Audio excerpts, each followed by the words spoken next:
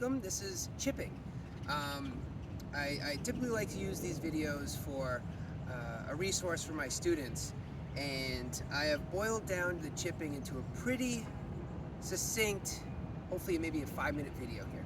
So I'm going to set up a box. So the first thing I'm going to do, I'm going to take my club, I'm going to point it in the direction I want to hit. I'm going to lay it on the ground, like so. Then I'm going to use yellow golf balls for these.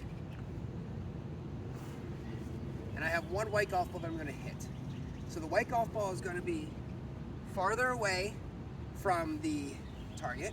The yellow golf ball on the other end, just on the shaft there. Can you scan down so they can see that? Okay. Then I'm going to take about 1.5 feet. And the width of this box that I'm going to make can change a little. But I'm going to start with 1.5 feet. So I'm going to take my foot, 1.5 feet, and then I have another yellow ball. And then I'll do the other side here, 1.5 feet. So I should be left with a box. Okay, you see that okay? All right, now I'm gonna pick up my club, use the club head, lay it in between my white golf ball and that yellow golf ball. Put another yellow golf ball down, right? So it's a box with one random 5th ball there, okay?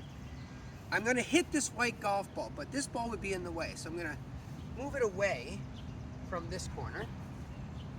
There. Okay, see that? All right. So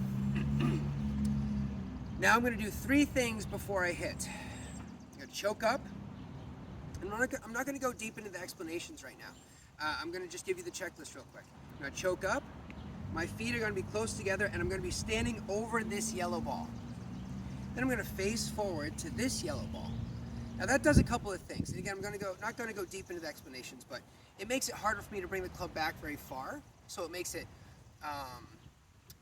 more difficult for me to bring the club back comfortably.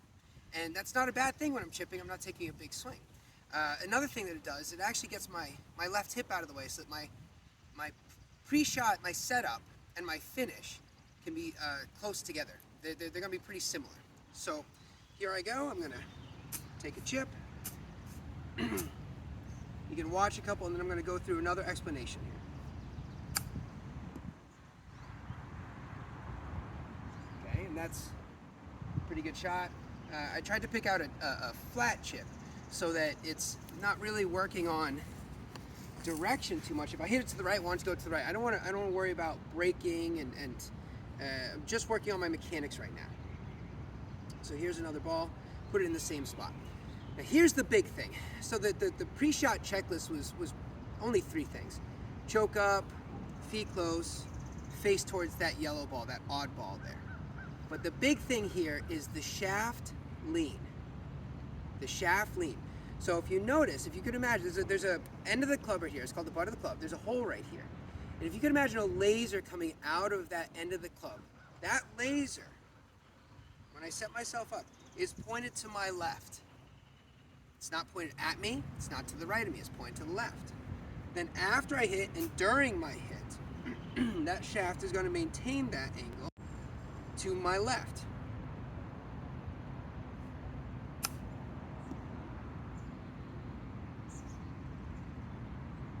Okay? The shaft is to my left the whole time. So, Stu, if you could come on over here and check this out. At the end of my swing, so he's going to circle back behind me, around me, and he is going to check to make sure he can just see the end of my club because it's to the left of me. That's what I mean. So the shaft is to the left of me. A practice drill, and I'm a big fan of, thanks to it, I'm a big fan of drills. A practice drill that I love to do is I get my feet close together, I set myself up, put the ball back in my box here, and then I choke up to the end of the club to practice the shaft leaning forwards. Just like that. So if you hit the golf ball and you end up going like this, that can be to be expected depending on your level, but it is something that I come across quite a bit. Well, if that happens, address it, move it over, and then take some practice swings with this drill. And you can slowly move your way down. You could do this 5 times at each step, kind of shimmy your hands down, do it another 5 times, shimmy it down, do it again, do it again, do it again, do it again. Then I like to have one hand on the grip, one hand off the grip, so it feels like I'm still doing that drill.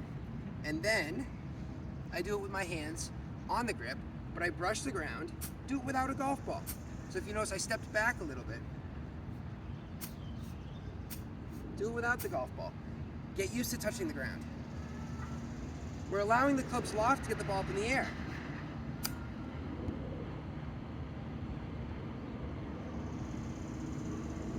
Okay? Not trying to get underneath it, not trying to swing just the part that I'm hitting with. I'm allowing the whole club to come through when I hit. And then I check at the end of my swing. Check that shaft lean, make sure it's leaning to your target.